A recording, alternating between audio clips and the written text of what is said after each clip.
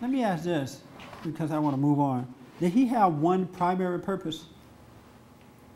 Do anybody know that he had only one? Well, not only one. Yeah, he had one primary purpose. Yeah. What was that?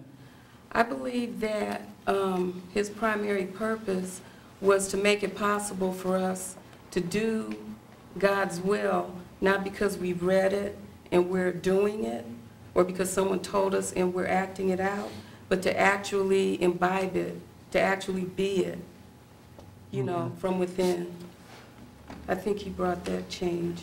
Yes, Andrew? Same question as the young lady. What was his primary purpose?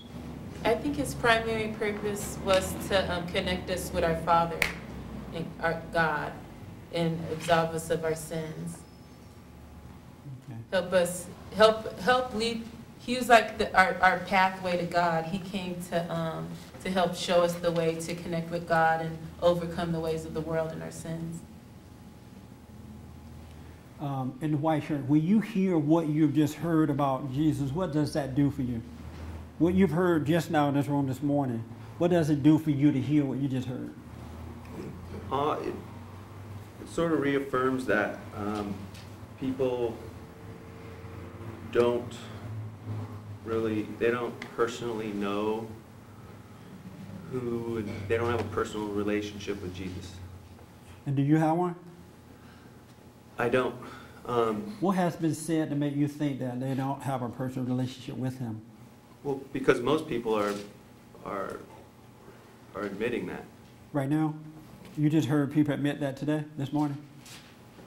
Well, I hear a lot I know about Jesus, I know the story, and there's not a confident, I know Jesus, I know who he is, Oh, okay. on and on. And you say you don't have a personal relationship with him either? Well, I've read a lot about him. I've listened to a lot of stories about him. I'm very interested in it. I have a deep understanding of the story. Yes. And but when I pray or meditate, I sit there and I want to know. I've never said, "There you are." You know, I've never had that. That's Jesus. This is you, and I wanted to, and the same thing goes for God. When I feel like this lady said, I feel like I'm sort of praying more to God than Jesus, because Jesus even seems more abstract, even though I understand the story, and I understand it deeply, and it makes me happy, and I'm drawn to it. All right. But you can't really make that connection. I've never felt like identified though that's Jesus sending any kind of message to me directly. It's interesting, this thing about Jesus, because I hear a lot of discussion about him now. We every Friday we have the Bible Go-To guy on the show, on my radio show, and he discussed the issue of Jesus Christ, you know, Christianity and all that. And I hear now people calling him God. They're saying that he was Jesus and he was God. They're saying that he is, you know, just kind of everything but what he really is. And I'm wondering, why are people becoming so confused about something that used to be so simple? How come this idea of who he is changing to a way that it is confusing and confining people? They don't really now know who he is. And I remember that Satan made a promise to God that he's going to deceive every man, woman, and child. And I think that the fact that he's able to deceive you about the relationship with Jesus and who he really was is probably one of the most cunning, but yet, in the realm of hell, the most successful thing he's ever done. If he can confuse you about Jesus, then he got you. And he's doing it. I'm listening to preachers all the time. Just they have made him into something that he's not. He was never intended to be made into that. He even said it over and over again in the Bible. This is who I am. This is what I represent. Don't look at me this way. Don't carry on about me because I'm on a mission here. I'm not the one you should be worshiping. You know, don't turn me into a God. Just see me as I am. And folks are not seeing him as he is because they're listening to these teachers who are confusing them about him. And it's so sad because it's preventing people from overcoming evil, really, to do that. Yes, sir. Well, if I listen to a preacher on the radio or TV, or if I read about it or look into it, it doesn't bother me that I don't know, Yeah. or I don't really have an idea. I just kind of, because I know there's like a goodness and a truth and a light, not that I'm always,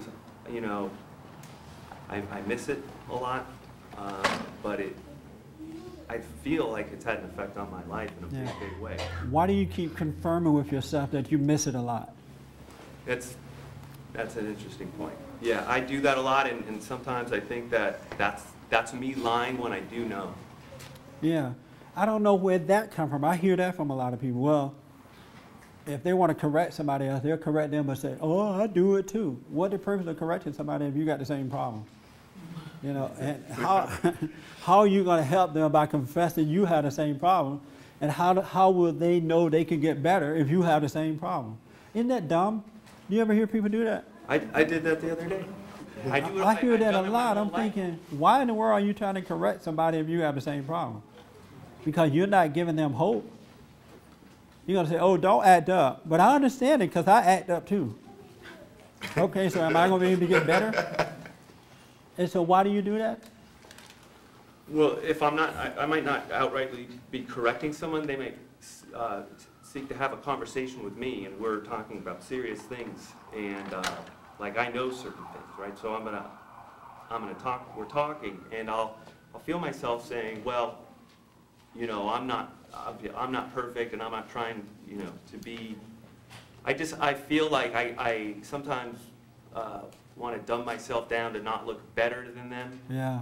And That's what it is. I question that, and I say, I understand why I do that, but it's so ingrained in me that sometimes I didn't even need to say that because it's a cowardly way. It's cowardly. It's a cowardly way of trying to correct someone. How? Because you don't know how to handle their response to your correction. And so if you weaken yourself, it's going to prevent them, or you think that it's going to prevent them from going off on you for correcting them. Okay, on that note, let me ask They're you. going to say, you're not perfect either.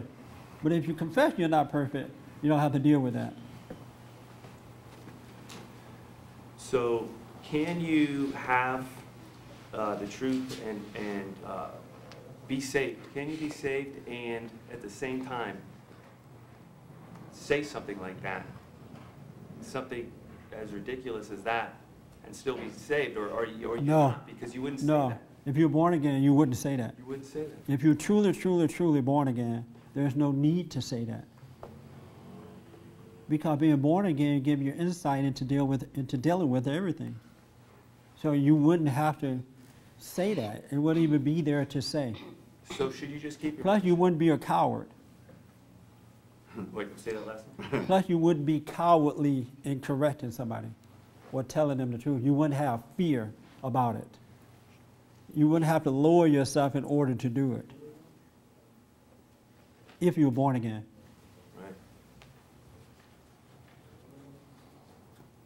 Yes, ma'am. I just, Did that help? I mean, Yeah, I'm sorry, sure. You're confused. Well, no, that helped a lot, and I just have to sit with that.